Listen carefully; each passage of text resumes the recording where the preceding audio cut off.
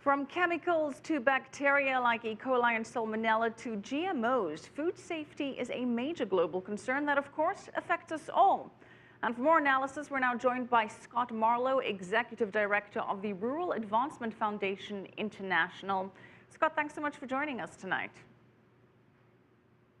Thank you very much. I'm very glad to be with you.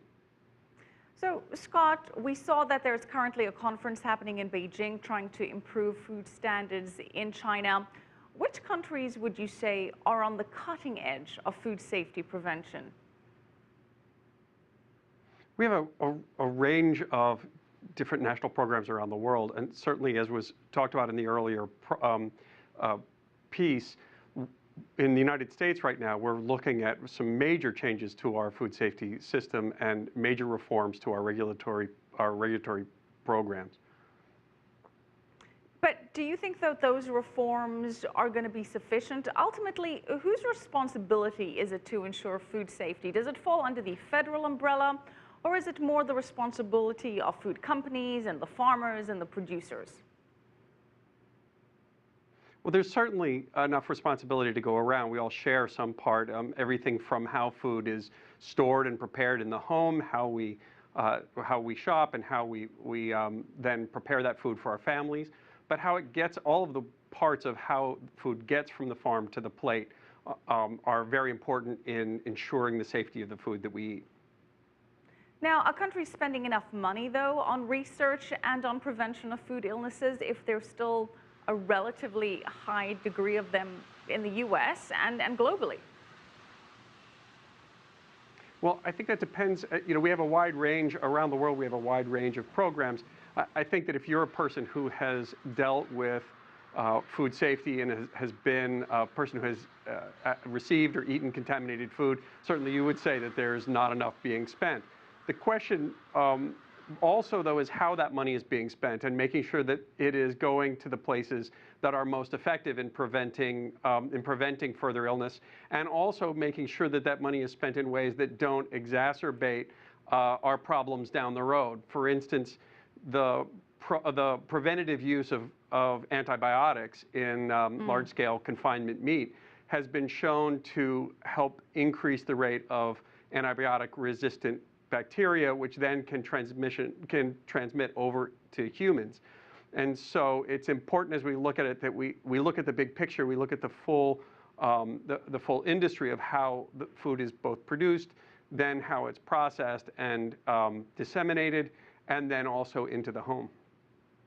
Now, with regards to these new rules that the FDA here, the Food and Drug Administration in the U.S. is looking at, as we said, one of the concerns is who is going to be covering for the new costs. Do you think that that will be passed down to the consumer ultimately? Well, our research is showing that the cost of the new system, just the cost of being able to comply and do the paperwork and all of the monitoring that's required, places a very heavy burden on especially smaller scale farmers. This is not scale neutral. It's not market neutral.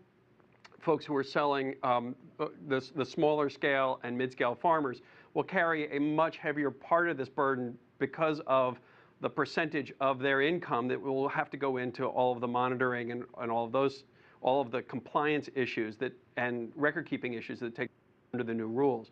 We have very strong concerns about the implementation of the new rule and the effect that that will have on small and mid-scale farmers who are connecting directly to consumers. And part of the concern that we have is that larger scale, highly concentrated processing creates much more opportunity for cross-contamination and has much greater risk in terms of when there is some type of contamination, it injuring or creating illness in a far larger number of people. So that our concern is that as these, in the hopes of making the food supply safer, that as these rules are implemented, it will actually shift production into larger and larger scale, which will increase many risks and will cut off what is safer or at least much lower risk, much closer supply chains. Scott, do you have a figure of how much food-borne illnesses impact the global economy yearly? What kind of number are we looking at here? I don't have a number. I don't have a number, but certainly foodborne can cause huge disruption in industry. We've seen that in a series of cases here in the States and in other parts of the world. As we chase efficiency, it doesn't take very many of these problems of contamination that can come with highly concentrated industries to cause enough disruption that it undoes the value of the efficiencies that concentration creates. All right, we're going to have to leave it there. By the way, in the U.S., salmonella continues to lead the way in terms of foodborne illnesses. Thanks so much for your time, Scott Marlow, Executive Director of the Rural Advancement Foundation International, USA.